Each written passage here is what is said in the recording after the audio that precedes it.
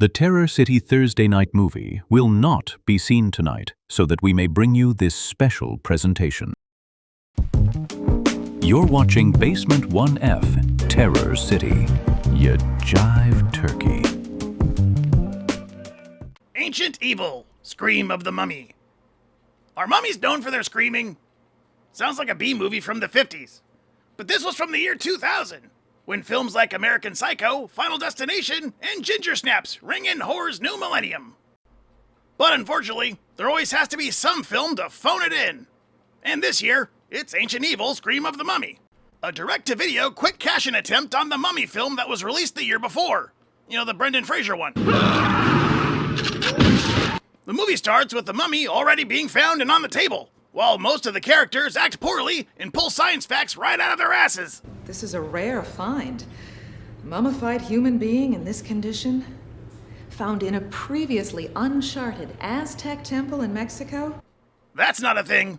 Aztecs did not make mummies. And aren't mummies supposed to be thin? This unlucky person was probably mummified alive and then buried with these adornments and set to guard the temple. Wow. They're just really making up shit as they go, aren't they? Hi, Stacy. Hi. Your hair looks really nice today.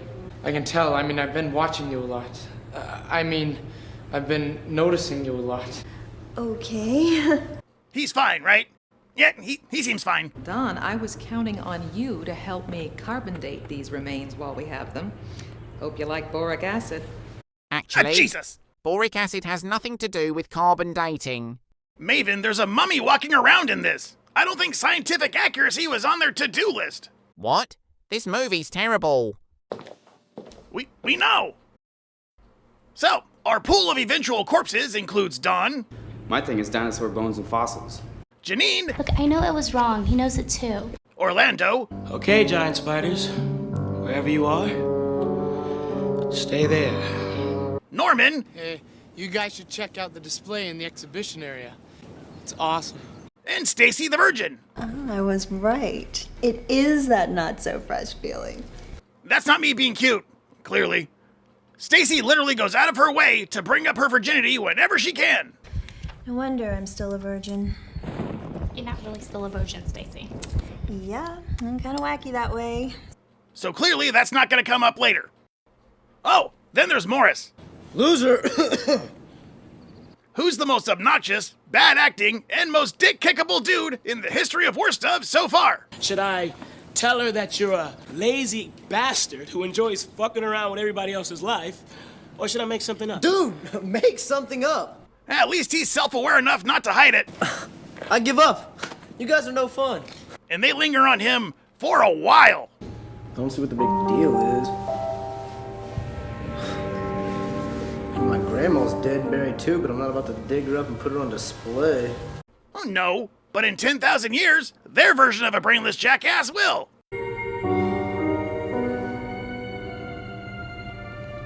Wait till Janine gets a load of you. Won't display a corpse, but will totally rob one. And isn't the #1 mummy rule, don't steal from the mummy? Like this idiot knows. I don't know, maybe I just got a short fuse.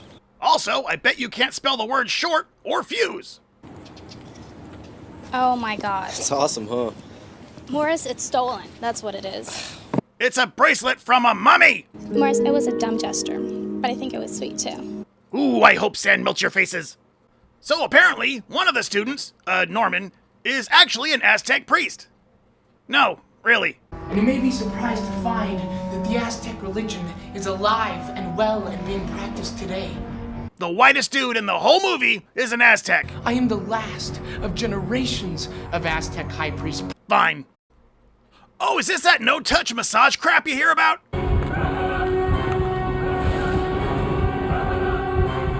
And that's all it takes to make a mummy? Just a little bit of the I'm not touching you game? Sure. Well, he wakes up the mummy, who limps off slowly to kill the others. And what lame-ass kills they are.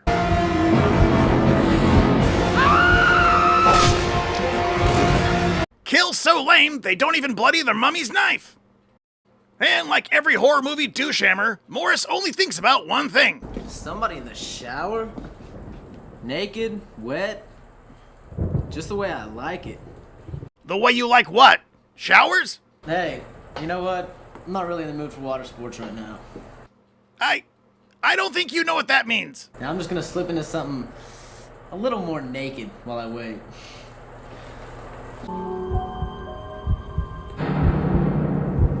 Honestly, she's probably better off. I'm getting in bed or what? Oh, good. I thought that guy was gonna live through this. Well, at least we should turn on a light or something. This place gives me bad karma. Huh? Get out of my way. I can't kill you. Yet. Oh, what's the name of your band? But I can have my servant cut off your legs. Oh, right. He's the priest. The Aztec priest. No, see, the mummy was kept around until the day when the high priest needed it to come back to help them kill the virgin. It's a good thing he died instead. I mean, as a practicing virgin, I feel I have to speak up for the rest of the group and say, that's bullshit. Could they telegraph the virgin thing any harder? So, the whole reason for doing this, according to Norman, the Aztec, is to start the end of the world. Why does he want to do that? Because the other kids don't like him as much as the others. You ignored me because I wasn't more like Dawn, or because I couldn't talk to people more like Orlando could. Seriously, the only guy who's a jerk to him is Morris. Loser!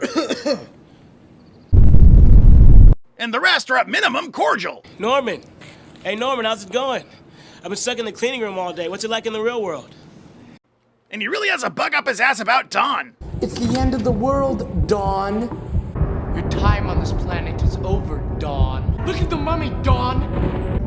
There'll be no more frat parties or bullshit for you, my friend. What the hell was that? Dude. Then the mummy kills Norman before himself getting overpowered and stabbed by Dawn. Mummies suck.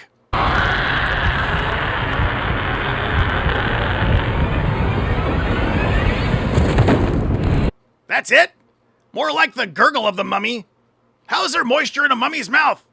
You know what? I don't want to know. Wet, just the way I like it. Ew. Seen way too many goddamn movies. No way is this guy coming back. Well, that's just not true. What happened back there? I don't know, and I don't want to know. Really? You don't want to know? Well, I didn't want to hear it, so I guess we'll call it even. This movie is worse than just sucks. It's boring, and in my opinion, that's way worse. Bad you can laugh at. Boring, you gotta pinch yourself to stay awake. I think I got a bruise forming. And here, I thought you were just some stuck-up snob. Well, that was Ancient Evil, Scream of the Mummy. The year 2000's answer for insomnia.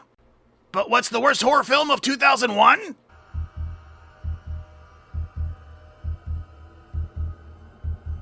Wow, took 21 movies, but we actually got to a legit zombie film.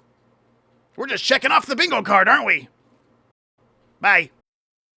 With mustard and relish, you'll guarantee mouth-watering satisfaction. And now he slips his costume on a beautiful golden bun. There's his cue to go out on stage. He's the natural.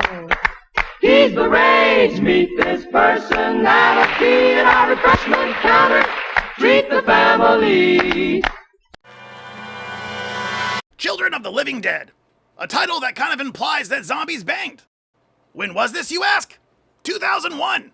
A year that also saw the release of Jeepers Creepers, 13 Ghosts, and Session 9. So, you know, at least there was options. What's the deal with this crap fest? Well, it turns out Children of the Living Dead is sort of a sequel to Night of the Living Dead. Except it has to...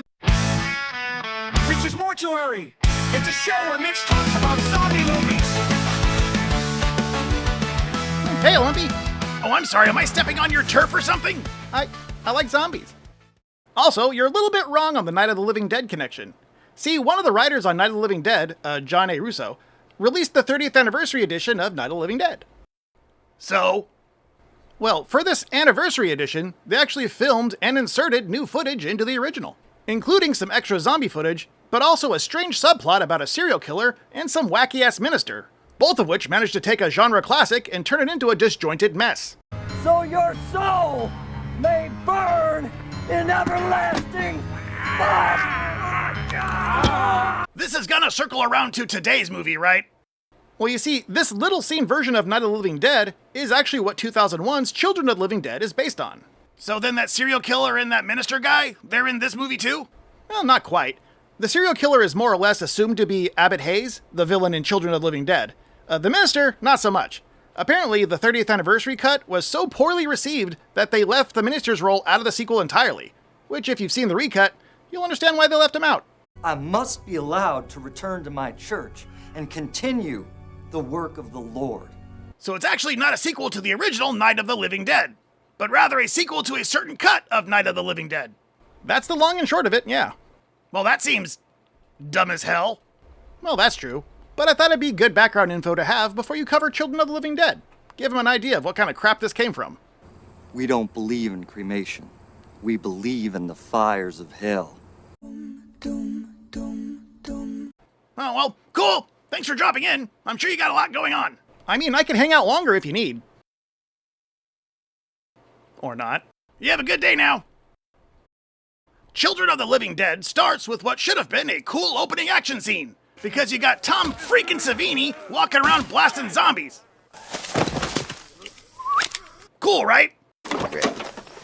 Okay, but let's come on. What the hell was that? You stay right there. Look pretty. Are we hearing his thoughts? Or does he just really think he's good at one-liners? Surprise! Well, at least the movie has a little star power. That should help out a little. Well, shit. You know what you have to do. Do it. Yep, it was just a cameo. And yes, it's all downhill from here. The reason for the outbreak is all because of Abbott Hayes. Abbott Hayes? Who's that? Well, you remember the first zombie you see in Night of the Living Dead? Well, it's supposed to be him, though obviously recast. Although Ben Heinzman did reprise his role in that new footage for Night of the Living Dead 30th anniversary that they recut. Neat. Not good, but neat. Anyway, in this movie, he's called Abbott Hayes, who kidnapped a bunch of kids. Why? No idea. Though they do make a point of saying in the movie that zombies don't pursue children. Same. I hope they're normal kids. They're not attracted to kids, you moron. Kids, come on. Wait. If this is a sequel to Night of the Living Dead...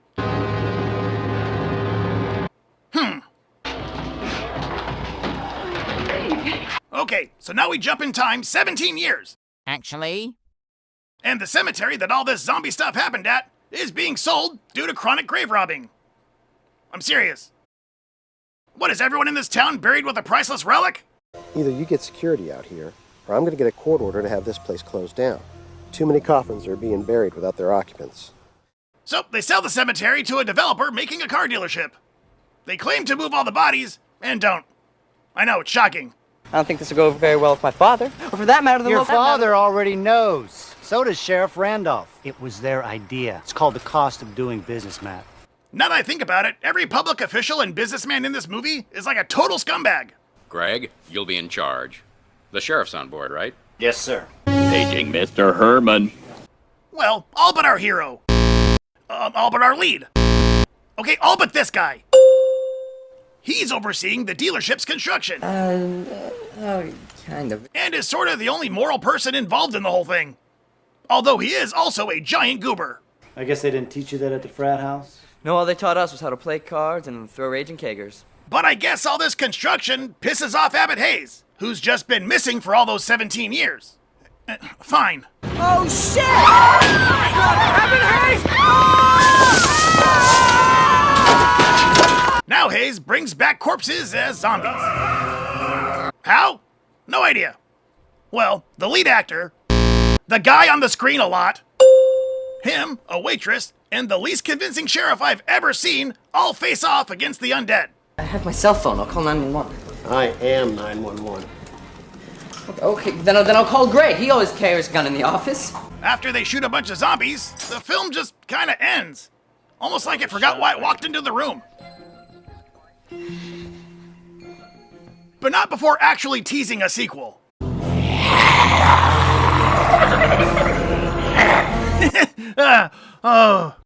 The fucking ego.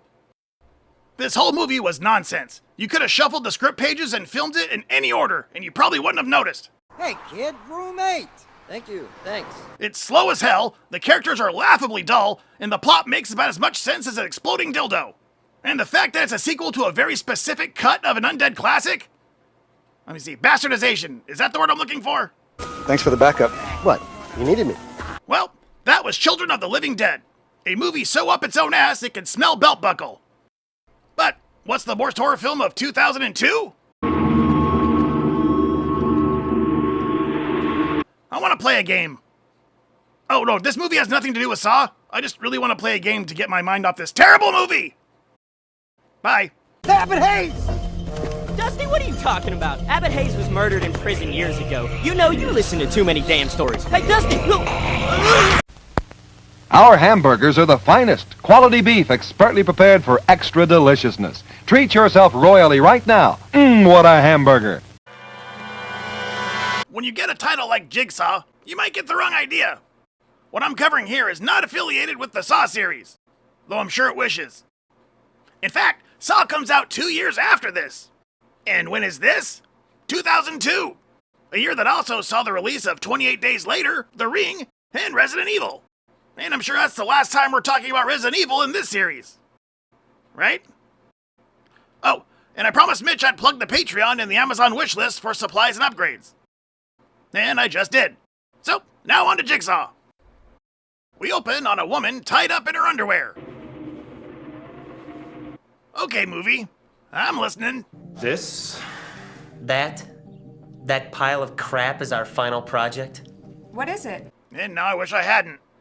It's a composite of the artistic personalities of the group. Hang on, so is the death pool in this movie all art school students? Then who dies first? Do you have to have something to say about everything? So, the professor here, who looks the same age as the students, hands out parts of a mannequin. Oh, heads up. Each student is responsible for decorating their part. Oh, shit. Then they build the mannequin and, I don't know, make Captain Planet? I don't know, form Devastator? I don't know, make the world's lamest Voltron? Oh, did that pass? Close enough. I was getting bored. Oh, seem to be on my last leg. Let's see, who should it go to? I wonder who it will be. I'm willing to bet 5 terabucks right now that Val's the last survivor of this movie. And I'm guessing that even though she's the lady tied up at the beginning. It's a good guess, considering everyone else in this movie is an unabashed asshole. This wing is going to be fumigated this time next week, so for class, I thought we'd meet down at Sneaky Pete's. Class in a bar. We're gonna get shit-faced. So for their final, they're gonna meet up at a bar and assemble a giant action figure while drinking? Maybe I should have gone to college. You, 21? Oh, you bet. Quick, when were you born? So tough to remember. I was so little when it happened. Then why have a college class there? You hitting that? What? You duking her? No, we're just friends. Friends? What the hell does that mean? That's actually kind of sad when you think about it. Looks like I'm gonna be beating some guys off with a stick. I think you're doing it wrong. If you could go anywhere in space and time, where would you go? I'd go back in time to when Dr. Terramine picked out this movie. Then I'd kick him in his geriatric... Were you saying something, Lumpy? That fucking nothing. Indeed. So, when we get back to the bar/classroom, our 5 students and 1 horny professor build the strange-ass mannequin, all while discussing the trauma that went into each piece. Todd, tell us, why the saw blade? You know, Jigsaw, Saw. Believe me, I'd rather be watching that too. The hell is that? Looks like some kind of damn Cold War robot the Ruskies dreamed up. So Jigsaw is made up of parts decorated with the students' trauma, and I guess apathy. We get a saw arm because saw arm. You know, Jigsaw, Saw. Yeah, dude, we get it. Well, that's my story, and I'm sticking to it. Then there's a camera in the head because What is that supposed to be? Because there's a camera in the head, man, I don't know. It's just a creepy, fucked up robot head. Broken leg because lady has a really gross husband. It ain't about you! It's about me! Me! And the newspaper clipping leg because... I don't really have a lot of things to draw from personally, I guess. And then the shotgun arm because of family abuse and tragedy. That man was the worst human being in the world. By the way, Shotgun Arm Lady's story is so dark and upsetting that it almost derails the movie entirely. Like, the rest of the movie is nowhere near this dark before or after. Starting from like when I was 12, he made me do things with him.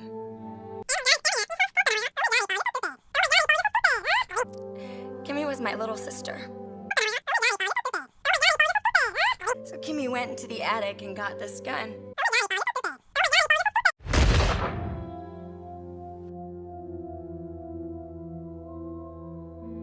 So after dumping all kinds of backed up trauma, they all start drinking. Because that was the absolute best thing you could have done. That would be hot if I didn't just hear about your horrific childhood. Now I just want to call you a ride home. You sure are quite the little swinger, aren't you? The professor, by the way, is a gross drunk who's trying to nail a student. I'm not getting between your legs, that's for sure. Any student. As for Jigsaw the mannequin, they burn him in a fire as some sort of something. Jiggy, old boy, we hardly knew you. By the way, we're 45 minutes in, and not a single horrific thing has happened. You know, aside from those horrifying backstories. And she took 2 shells and painted our names on them in nail polish. But I thought we were gonna get a killer of some sort. Are they writing the script as they go along or something? What are you doing? What do you mean, what am I doing? No way in hell she's getting naked. They can't even pull off horror. You think we're gonna get nudity? The world's longest piss.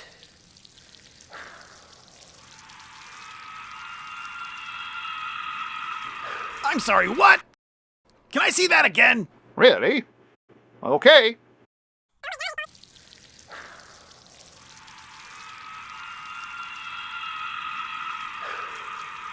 I mean, how?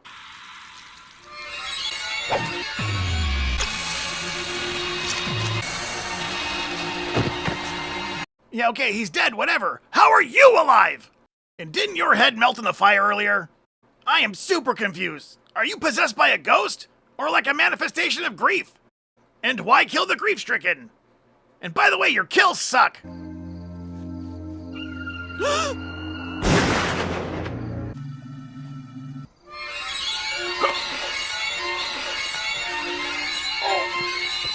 I'm giving that kill to saturated fats. He don't get it. Well, one by one, the students are picked off. Mostly off screen.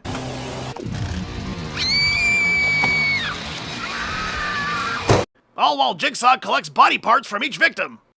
Alright, so the dickweed professor figures out that Jigsaw must be making some sort of mannequin of his own. You could say the professor pieced it together. That's a lumpy, terrible joke. Yeah, it was. But he assumes that since the students made Jigsaw, that the students are who Jigsaw's trying to get.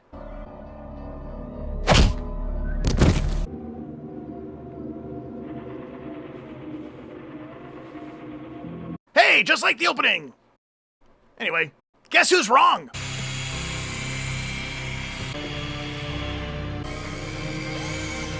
Ah!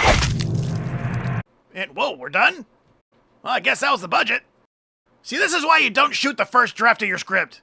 The bad guy's not explained, none of them could act, and final girl aside, they were all pretty damn unlikable. Do you have to have something to say about everything? But that was Jigsaw. A half-thought-out idea that they went ahead and shot anyway. It's an opinion, but it's probably the worst horror film of 2002. As for 2003...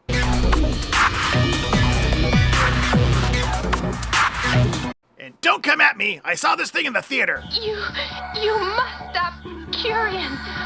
Okay, bye. Jim Rex? What's Jim Rex? Would you believe a movie audience guide presented as a public service by this theater's management to help you select your motion picture entertainment? Well, that's what it is. And we urge you to learn these rating symbols and use them as a guide for you and your family. G means suggested for general audiences, all ages. M, suggested for mature audiences, parental discretion advised. R, restricted, persons under 16 not admitted unless accompanied by parent or adult guardian.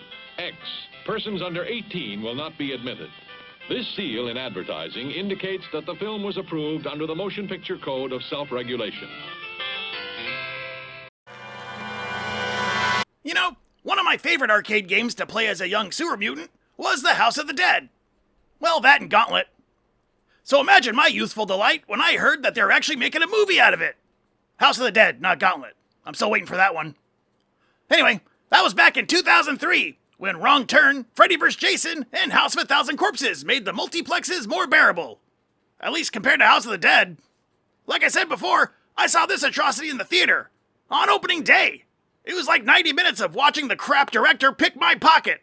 That crap director being tax break loving, video game adapting schlock peddler Uwe Boll. You got yourself some sort of hearing disability? Before I dive in, if you like the show, or any of our shows, please comment, like, and subscribe if you haven't already. It all helps. Also, check out our Patreon and Amazon wishlist. Both are great ways to help the channel grow. And if you're on our Patreon, don't forget that Lumpy's Midnight Movie returns Saturday, July 31st at 12:01 a.m. That's less confusing than saying midnight, apparently. Anyway, Shadow and I are going to be watching some anti-drug scare films from back in the day.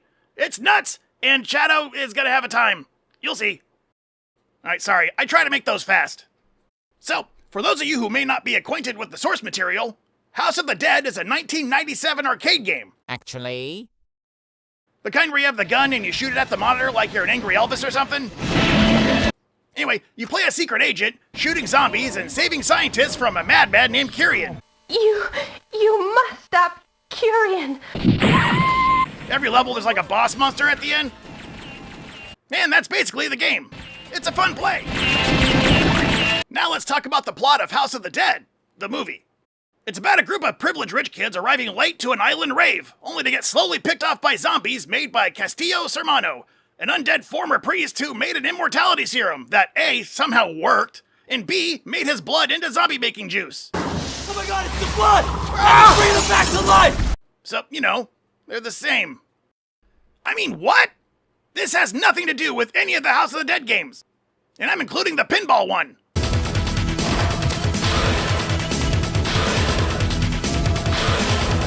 What, did they just slap the name on an unrelated script?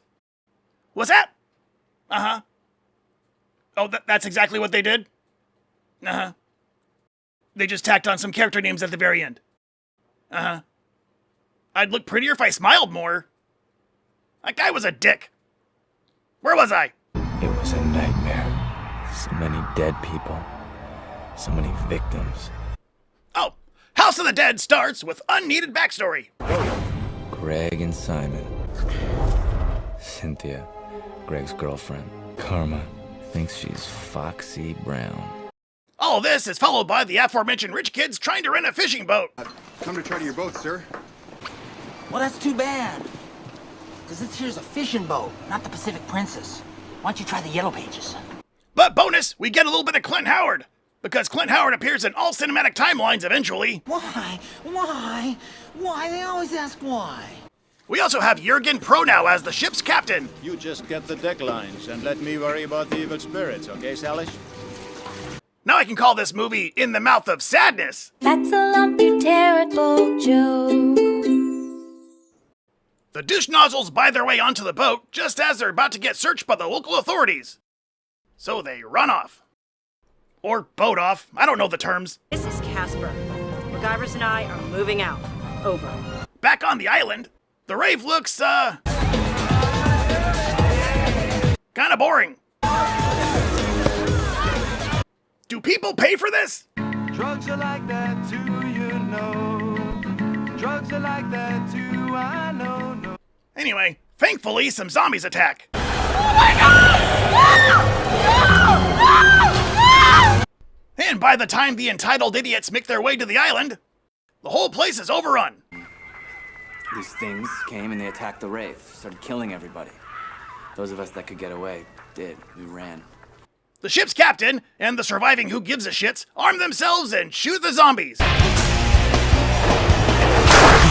For a while.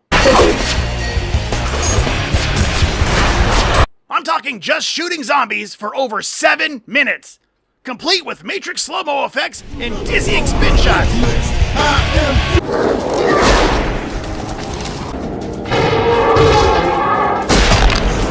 What the hell? Oh, you're not even trying at this point. I'm out. But hang on, is that all you need to make a movie tie-in? In that case, one sec. I think I have a clip from the new Castlevania film. Hold on. Die, monster. You don't belong in this world. You cannot tell me what I can have or I cannot have. After what I can only call a strange trailer for a then 6-year-old video game, the remaining numbnutses are on their own after the captain, who was the only character I gave a drip of crap about, gives himself up for the cause. See you in hell, boys. Once we get the survivors whittled down to 2, we finally meet the main baddie, who is a patch-faced moron who sounds like a total doofus. You created it all so you could be immortal. Why?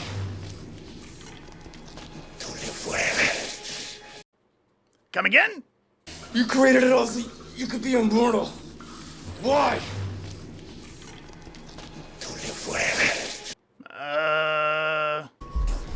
I've been waiting for you for a long time. Hey, you want to see a disjointed sword fight? Well, I'm going to show you anyway.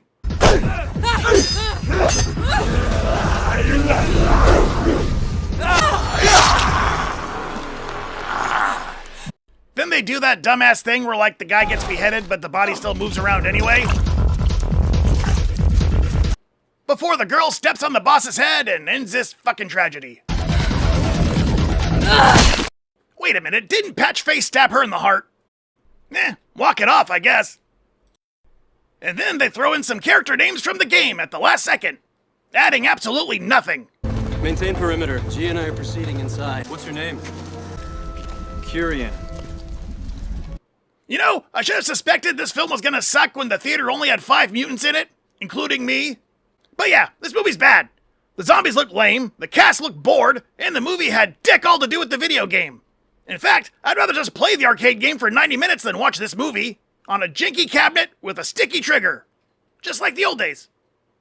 But that was The House of the Dead, another film that drags its nuts over the zombie film legacy.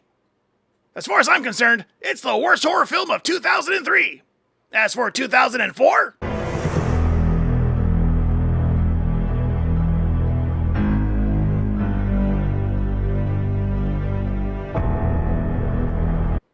You know, I used to like zombies. I don't know, maybe I can scam Mitch into this one.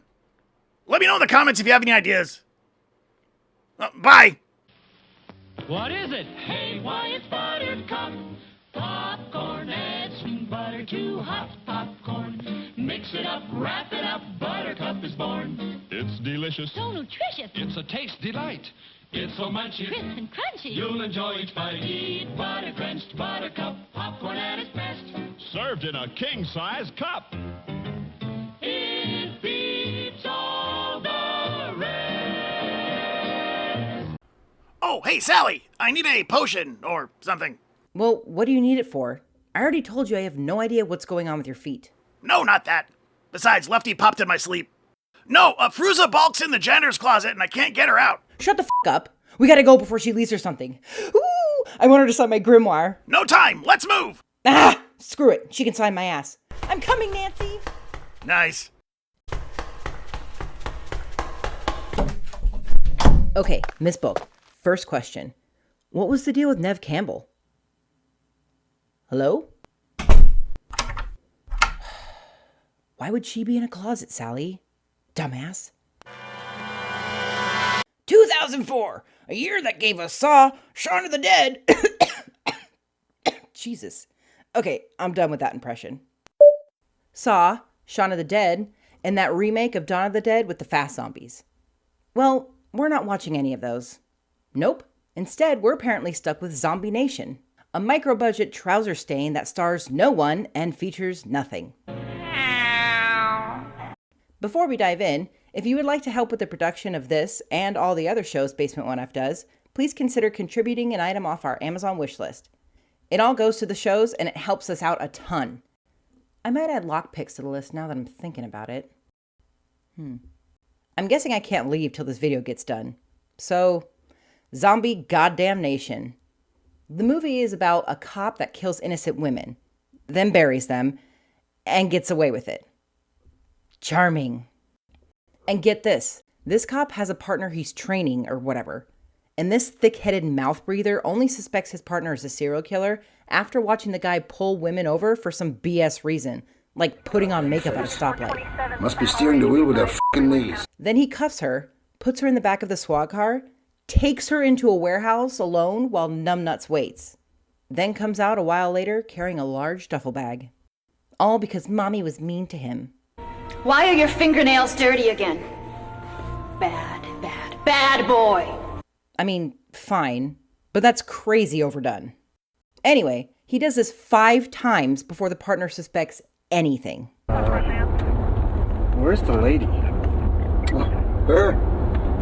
I'll let her go. But apparently, doesn't matter anyway, because everyone but the rookies at the station were all in the army together or whatever, so they let each other get away with anything and actually cover up for the killer cop. On the beach, sunburnt.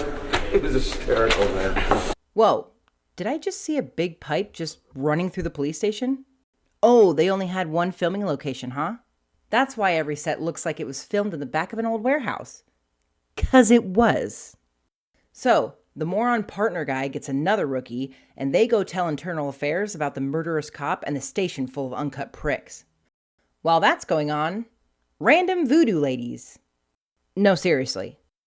Random voodoo ladies get the dead girls the cop killed and bring them back as zombies. Welcome back, Roy. How do you feel? Fine. That, or they're in an Evanescence cover band. Oh, they could be called Bring Me to Life.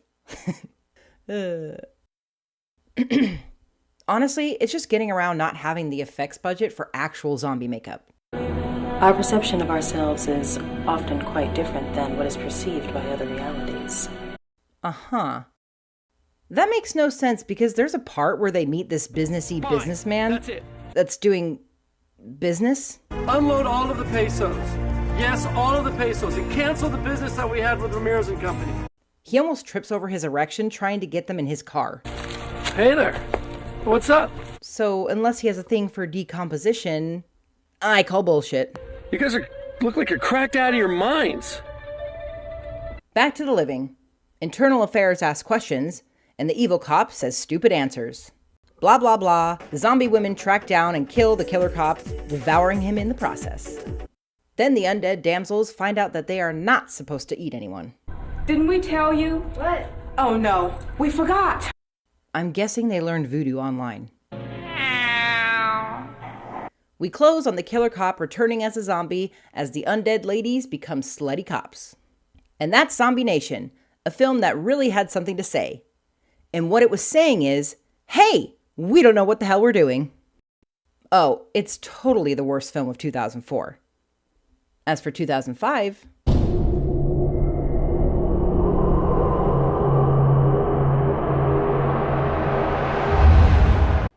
Boll again? Must be another video game movie. Hooray! Dude, I feel for you having to watch all these worse movies. I don't even blame you for tricking me into watching one. Really? I actually really appreciate you saying... Jesus, your knee is wide. Never dang a Fairuza Bulk and not deliver. She was better in The Water Boy. I'm sensing I should stop. Thanks for watching, Dwellers. Don't forget to like, subscribe, and join my cult on our Patreon. Until next time, Dwellers, the night time is the right time. See you next time! Hey, Mom. Yes, you. Why fuss and fret about dinner? Why not have it right here? Yes, this drive-in offers everyone in the family a real picnic treat for dinner. We've got delicious sandwiches with all the trimmings and your other dinner favorites, plus whatever you want to drink, hot or cold. Come early before the show starts, or eat while you're being entertained, or at intermission time. So why fuss? Give your family a tasty dinner at this drive-in. You know, dwellers, I'm a sewer mutant that can admit when he's wrong. With that said, when I'll Always Know What You Did Last Summer was announced for the worst horror movie of 2006, there was some minor pushback. In fact, it was Dweller Nomadic who drew my attention to another poorly made sequel. One that makes I'll Always Know What You Did Last Summer look, well, still really bad. But in that droning, where's my show on the CW kind of way. The secret dies with us. Say it. Secret dies with us. Secret dies with us. Alright, let's do this thing properly. The year was 2006, and theaters were hustling out the likes of Slither, Hatchet, and that Nicolas Cage remake of Wicker Man. Oh, my eyes! My eyes! Ah! But you'll wish you were watching that terrible rehash after watching Creepshow 3. Have you heard of it? Hell, I didn't, and I love the first two Creepshow films. Those were anthology horror films from George A. Romero and Stephen King, made as a tribute to the old EC horror comics, with creepy short stories, comic book style transitions, and solid acting. People coming back to life, people turning into weeds for Christ's sake. And this ain't that. Real quick, are you a dweller on Patreon? If you're not, you're missing out on Lumpy's Midnight Movie. Shadow and I host a movie and some other weirdness, and surprises along the way. The next live stream is Saturday, March 28th at 12:01 a.m. Eastern. This time around, we're watching Roger Corman's The Terror. It's Dick Miller, Jack Torrance, and Frankenstein's monster busting out a Corman classic. All you gotta do is be a dweller on Patreon. So let's press play on this obvious cash-in. We open with numerous zooms and pans over the exact same piece of artwork. You know, this piece of wannabe comic art. I mean, it's okay, but is it worth all these close-ups? I mean, OG Creepshow started with Tom Atkins, a cool puppet, and some animation. What does this have?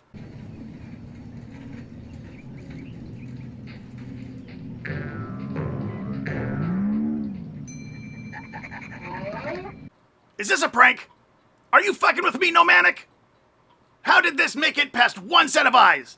Are you really telling me multiple people saw this and said, yep, this movie's ready? This is how they start? Why? You know, gang, I'm scared. For the first time in worst of, I'm scared. I cannot wait to move out of this neighborhood. You already said that. Story 1 is called Alice, which is about a bitchy teen that gets slowly sandblasted across the multiverse. Professor Dayton, wait! This is because of a universal remote control that the dad bought from the local professor. Is Gadget a riot? Don't look at me, I didn't write it. Not nearly enough nipples. Work, damn it!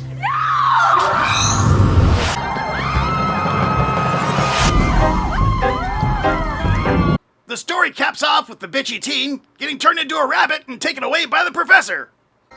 Oh, it is a rabbit. And there are 4 more of these.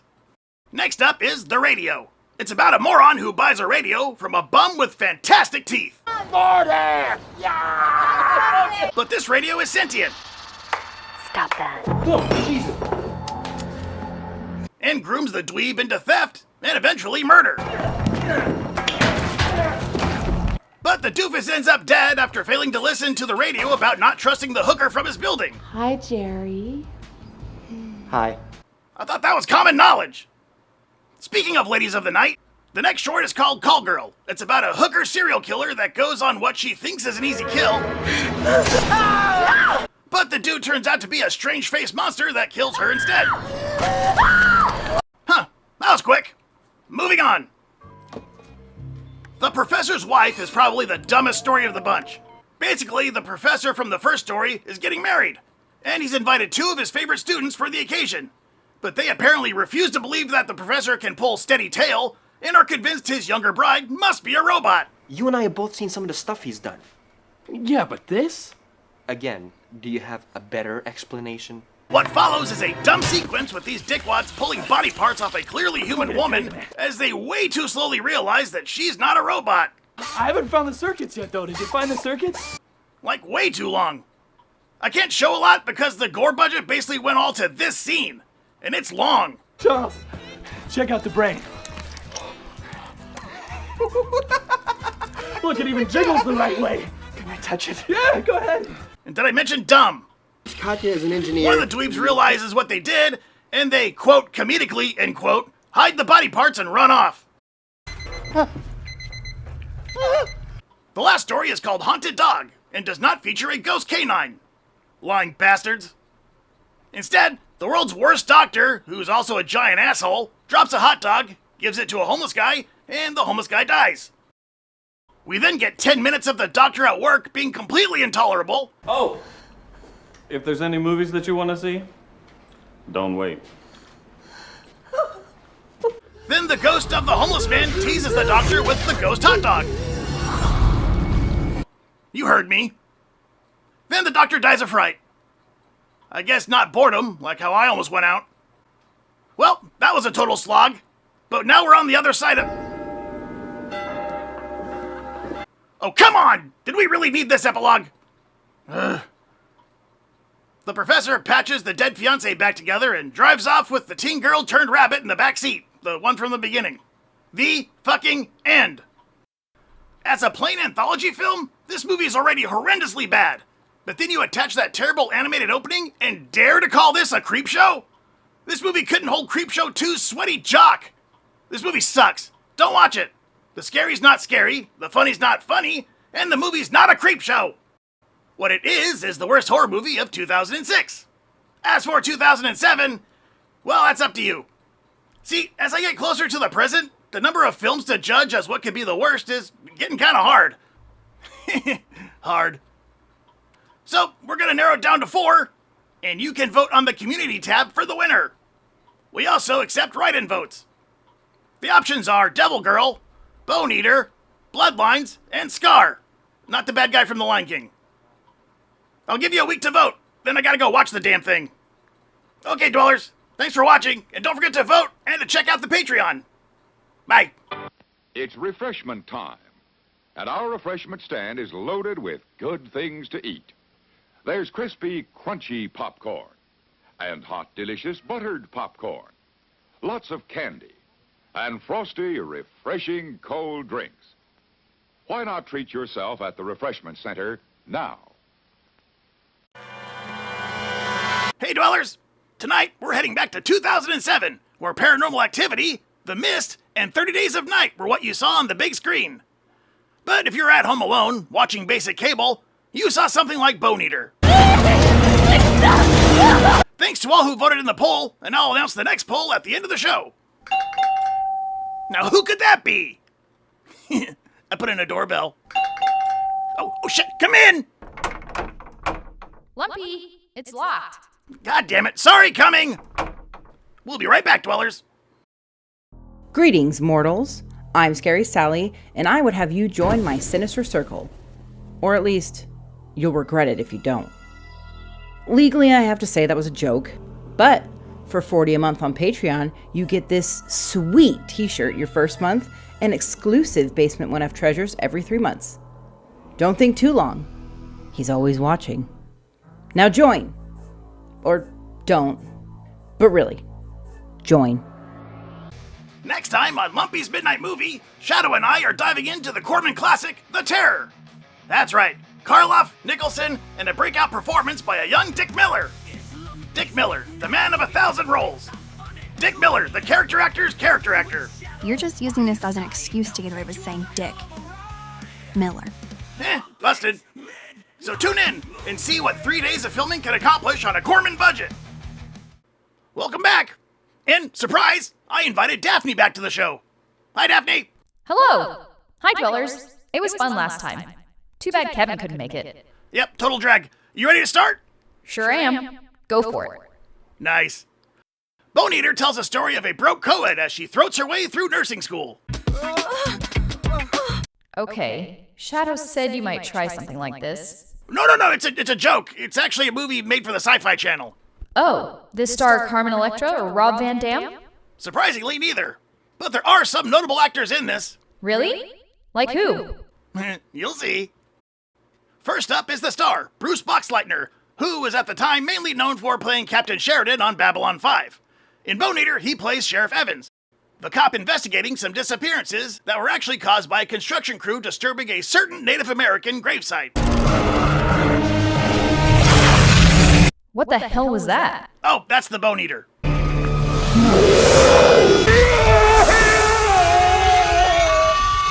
Oh, I didn't know this was a Scooby-Doo movie.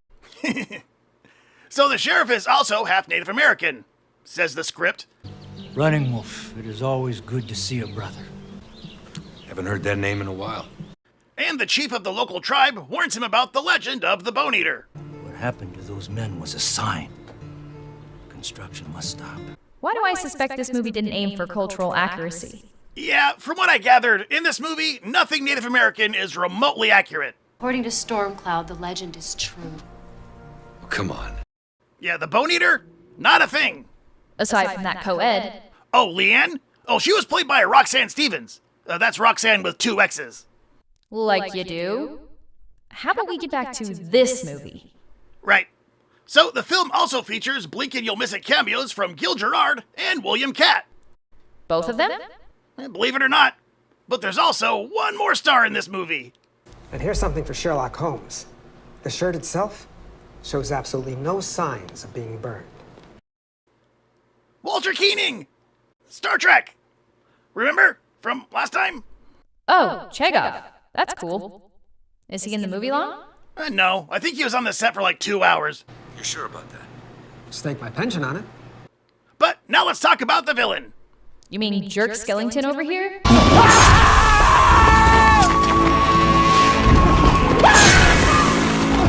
You'd think so, but no.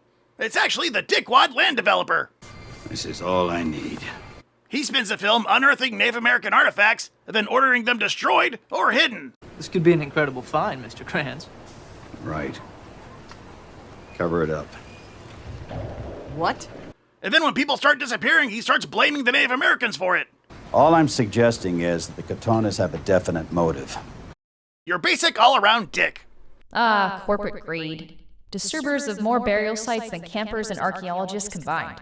Huh, that sounds enough like a fact to be true. A good chunk of this movie is random people coming across some sort of old remains just to have the Bone Eater pop up and turn everyone into dust. Hey, who put Ghost Rider out? And that is every kill in this cable-made crapfest. Cartoon dust. No blood, no boobs. How is this a horror movie? I mean, they still died. Turning into dust is still scary. I don't remember crapping my pants watching Avengers, whichever one the dust people were in. Scary acting? I would have been, Dad, but there was a huge accident on the other side of the county line. I'll take it. So, one of the artifacts found along with the Bone Eater was a bone axe, which is the only thing that can actually stop the Bone Eater. Why? I don't know. Just because reasons? Shut up! Okay, you're just telling me about the movie and it feels like it's been 90 minutes. Are we close to the end? Oh, we're edging it hard, don't worry. See, the sheriff gets a hold of the axe after his daughter's boyfriend gives it to him. Found it yesterday in the impound yard. That's a lousy dowry. It really is. But now armed, the sheriff is ready for the climactic final battle.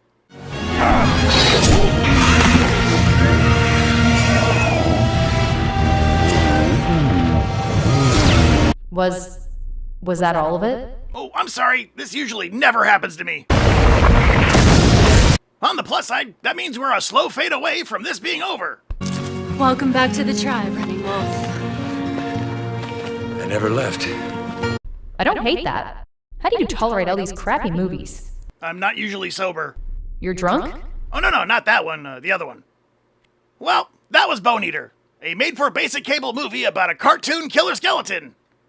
Still can't figure out why this movie was bad. The acting, the bad effects, and it's as culturally sensitive as a dong made of rhino skin? Yeah. So, you got anything else going on? Maybe later, stop trailing off, Lumpy. Stop it. Actually, I was going to check on the freshwater reservoir in Midtown. I think that troll was peeing in it again. You want to come along? I don't mind walking. Yeah, okay.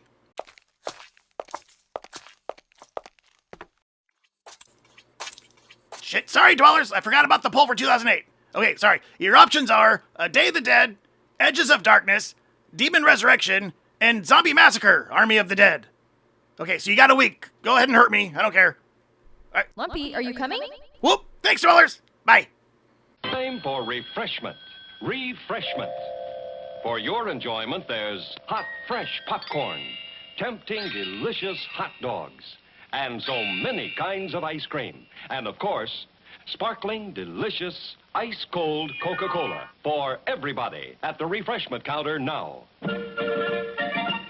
Remember, your favorite snack will taste especially good with world-famous ice-cold Coca-Cola. Hi, dwellers. Day of the Dead is a grim story of both scientists, led by Dr. Logan, and an unstable military, led by Captain Rhodes. They spend the film fighting amongst themselves in an underground bunker as zombies slowly inherit the Earth. It's provocative, with great effects and memorable characters. Too bad that came out in 1985. They're dead! But that was then, not now then. Then is 85, now then is 2008. You confused? Anyway, 2008. A year that gave us One Missed Call, The Eye, and Quarantine. Because why come up with your own ideas? Now, the Day of the Dead we're watching? I think it's heard of the original. I mean, there's a Dr. Logan and a Captain Rhodes, and they even have a semi-intelligent zombie, kind of like Bub. Except they call this guy Bud, and he spends the whole movie ass-checking the female lead. I know you're not looking at her ass. I think Ogoma over here wants to. And similarities over. Not even the zombies in Day of the Dead are the same. They turn undead at the drop of a hat. Except when they don't. And for some reason, these zombies have super agility and jump around like a bunch of Spider-Man zizzes.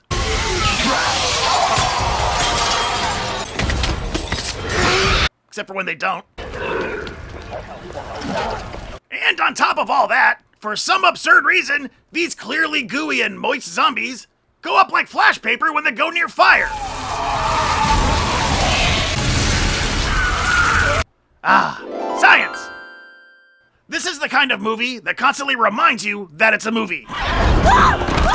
Whether it's bad makeup, terrible digital effects, or bits of dialogue that are both cringy and eye-rolling at the same time. What the hell kind of soldier are you? You don't want to find out right now, okay? By the power of Grayskull. I'm a vegetarian, by the way. Maybe we should keep that between us. And you can tell they spent money. I mean, the color yellow doesn't get filtered onto every shot for free, does it? All right, you want the plot? Really? Okay, your quarter. The movie starts in small-town Colorado and begins with a quarantine in place for some illness. And we meet this film's version of Captain Rhodes, played by Ving Rhames. Sir, my orders are to keep this road sealed off for the next 24 hours. Who himself was in the remake of Dawn of the Dead. But that's not connected to this movie at all. There, I just wasted your time. Under his command is Sarah, played by Mina Suvari, who's from the town in question. Nothing on TV? Eventually, everyone converges on the hospital just in time for shit to really kick off.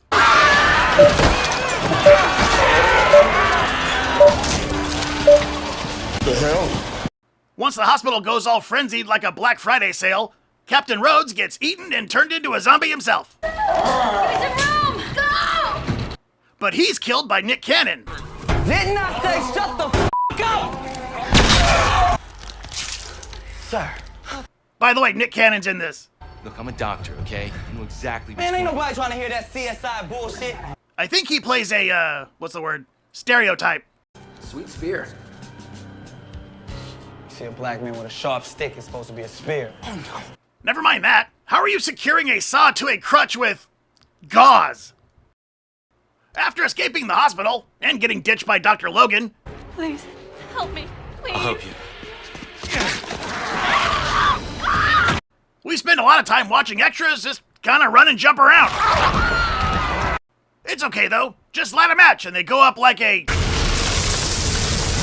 I don't know, something flammable.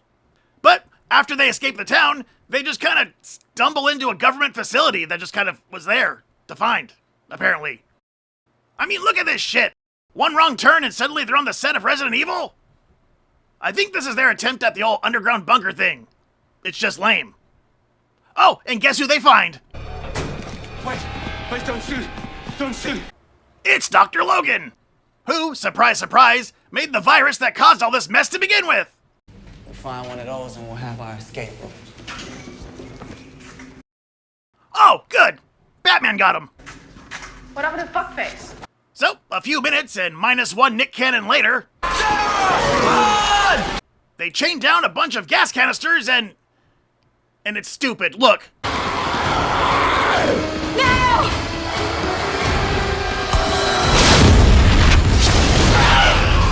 That is not how that works.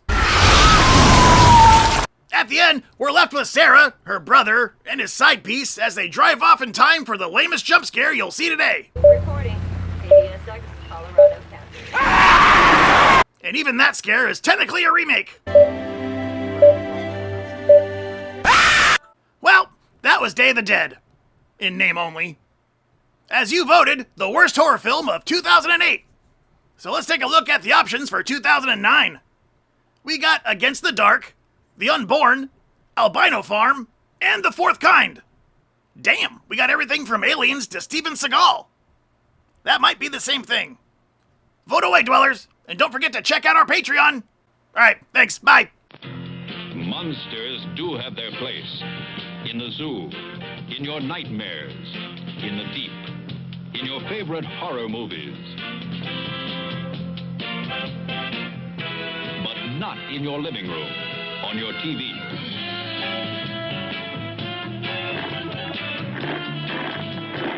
Don't let pay TV be the monster in your living room.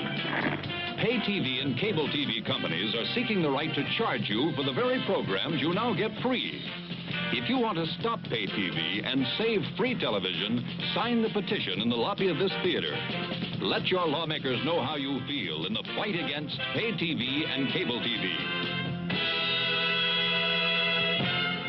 You're watching Basement 1F, Terror City's local choice. Hey, Lumpy, wait a second. Oh, hey. Hi, Daphne. What's up? Did that Seagal movie win the poll? Oh, yeah. That poll was as lopsided as those Seagal demonstrations where the other guys just kind of fall down. Lovely. I made you something for the show. Wow, really? Well, yeah. I hope it fits. I don't know how your lumps affect your silhouette. Well, I got no idea what that meant, but it sounded good when you said it. Flatterer. No way. Lumpy! I don't know if you know this, but I've been an action star for over 40 years. I do a lot of fake-looking arm breaks, and the only thing more awkward than my acting is me running. That's why I grew my gut out, so I wouldn't be asked to run anymore, you feel me? What a butt nugget. Oh, thanks to Daphne for sewing me this snazzy outfit. She's pretty. Cool, she's pretty cool. Shut up. Alright, we're covering 2009, and horror films like Drag Me to Hell, Zombieland, and Orphan actually, hit theaters. Meanwhile, on DVD, Steven Seagal walks through a Blade wannabe known as Against the Dark. And remember, this was 2009, a time when the only way Seagal could hit a theater is if he careened his car into one. I mean, take a good look at the cover. You learn two things by looking at the cover here. One, it's a vampire movie, as you can clearly see from the Fang Lady up top. And two, this movie is cheap, because that same Fang Lady is mirrored on the other side of the cover. I mean, it also has Seagal on it, so it's already kind of telling its own story. Now, don't get me wrong, Seagal had a lot of help making this movie suck.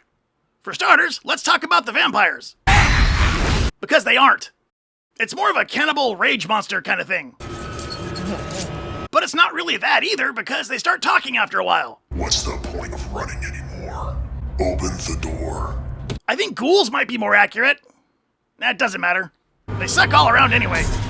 So the story takes place in a supposedly quarantined hospital where a couple of survivors claim to have been holed up for weeks and are now out of food and need to move on. They are then joined by even more survivors that somehow got into the secured building. Then why not leave that way? Nope, the group decides they need to descend to the security gate to get out of the hospital. We need to reach the sub-level. There's a security door that's the only safe way out. What floor are they on? No idea. See, the geography of this hospital is more convoluted than the freaking Overlook Hotel. For example, they also find loads of food not long after leaving. Did they ever even search this place? And how have they been holding up for weeks in a hospital loaded with these creatures? Because they are freaking everywhere. Now, I know what you're thinking. Where's Seagal? I'm assuming on a soundstage a couple weeks earlier. But I get what you mean. Seagal leads a team of Matrix cosplayers who hunt down these ghoul things. They call themselves hunters. Creative. Let's get this boy out of here, take him to a safe place. We're not here to decide who's right or wrong. We're here to decide who lives and dies. Do you think that's acting? Or can he just not talk louder than a whisper anymore? They spend the movie walking around holding their guts in and waving swords around at any ghoul that dances in front of them.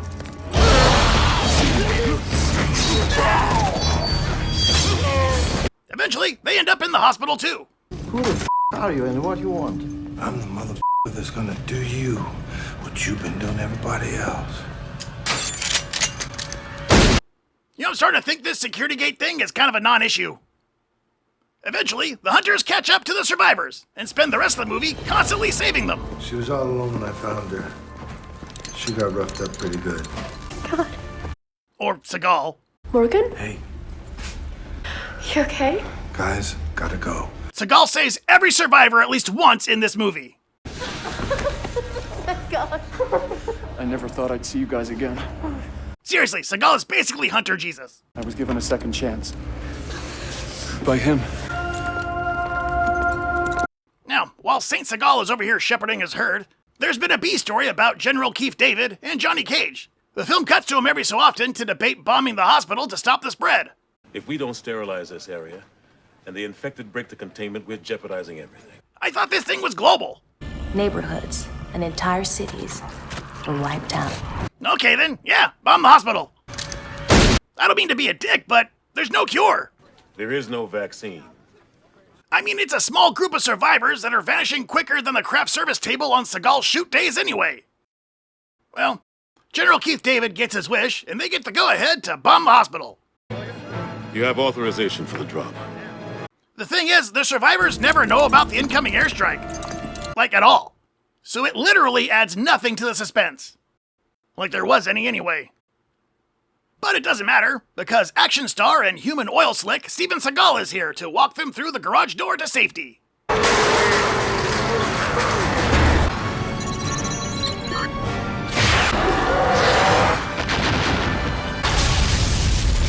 Oh well, he tried. It's a lot of bombs, and there were only... Sir, observation teams just reported visual confirmation on the hunters.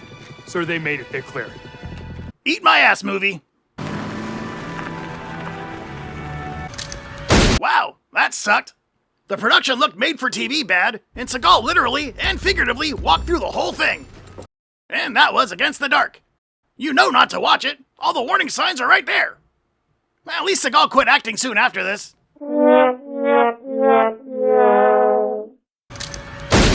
And a quick announcement for Patreon. Lumpy's Midnight Movie is going to be on May 2nd at 12:01 a.m. This time we're fully riffing the movie Invisible Invaders. Plus, Dr. Terrormine will be in studio joking right along with us. Me and Shadow, that is. Now, this episode of Lumpy's Midnight Movie will also be made free on Patreon for everyone after the live stream. Just to give you a quick little sample of what there is on the Patreon. But if you want to watch it live, all you gotta do is be a member on Patreon. Only $3 a month. Unless you join Sally's cult, then you get shirts and stuff. But yeah, it's the same thing. You still get to watch the live stream. Alright, sorry, thanks for hanging with me through those announcements. But now let's talk 2010. And the options on the next poll. We got Birdemic Shock and Terror, Alice in Murderland, The Rig, and The Final. Damn. I might call in sick, dwellers. Nah, I'm kidding. I wouldn't do that to you. I don't have any PTO. Bye.